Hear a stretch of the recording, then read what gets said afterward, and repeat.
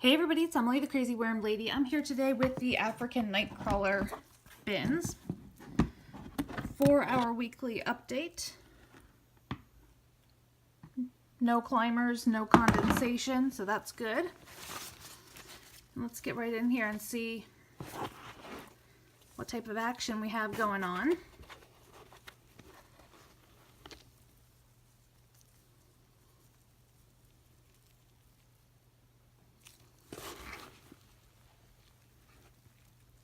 Not a whole lot going on over here. So let's go over here to the other side. Hopefully this is where we fed. And see what we have. A lot of this bedding I added over here.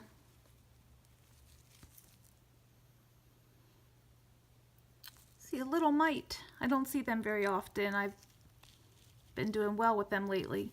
And that is a potworm. But as long as there's not a ton of them, it's no problem. I just like to point things out to you guys in case you haven't seen it before and you're worried about it in your worm bin, that you know. It's not unusual. And the worms do just fine and live in harmony, even though they can be a nuisance at times and get out of control at times. The worms do just fine. So I'm not seeing a whole lot of food down here. Again, it looks like they've pretty much gone through it. We had some bell peppers and things in there. Here's one of the bell peppers. Loaded up with some babies. I see a few beetles. And that's fine. Still, their numbers in my bins are not nearly as high as they were at one point. And I'll add some diatomaceous earth as well as some neem cake today, and hopefully that will remedy the problem a little bit. But as you guys know, it's my 1-year YouTube anniversary this week, and gotta say I've grown a lot when it comes to dealing with bugs and not letting it get me quite so upset. It's all part of the beautiful ecosystem that makes our bins work. So let's hop over to the other bin. Okay, same deal with the lid. No condensation, no climbers.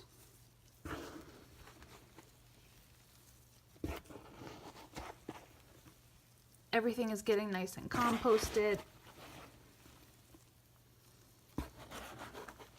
And there's really not a whole lot going on this side, similar to the other bin. So that means our feeding is down here.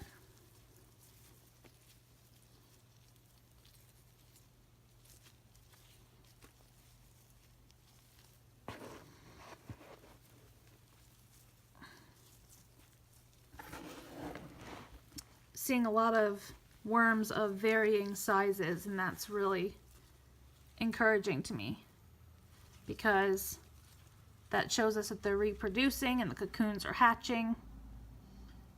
Apparently they don't like hatching in my cocoon bin, but they're hatching in here. And some of these guys are nice and big. Really impressive. I mean, look at how long. Ooh, let me get him. If he'll hang out on my hand. He's really long. Come on, focus. There we go. He is a long, long worm. So, again, it looks like these guys have blown through the feeding. Lots and lots of worms. Super impressed with it. So, all good signs. Let's get these guys fed up. All right, so let's get these guys fed up. I've cleared out a space up front here.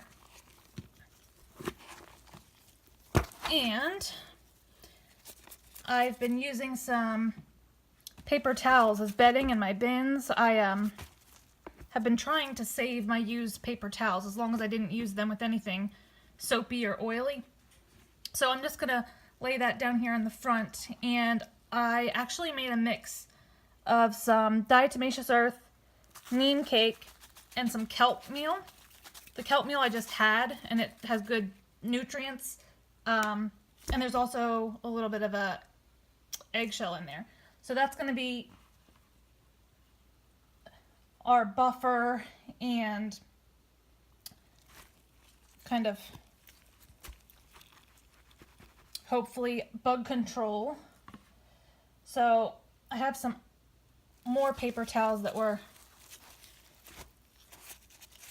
soaking in with our food, and we know that Africans love the